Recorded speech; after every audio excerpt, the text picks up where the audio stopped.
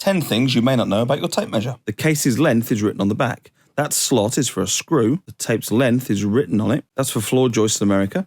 That's for stud work in America. That's for stud work in Britain. And the tip moves its width to give you an accurate measurement, whether you're butting up against something or pulling on something. Have you ever noticed this mark on your tape measure? That means you've got a class 2. This allows for a potential error of plus minus 2.3 millimeters over a 10 meter length. But if you need something a bit more accurate, a class 1 tape measure allows for a potential error of 1.1 millimeters plus or minus over a 10 meter length. This M number written on your tape measure simply denotes the year that the blade was stamped as conforming to the Measuring Instruments Directive. The 4-digit number there relates to the agency responsible for issuing the certification. For instance, 0126 is the designation for the Weights and Measures Laboratory in Middlesex. I don't actually know what 0122 is. If you know, let me know.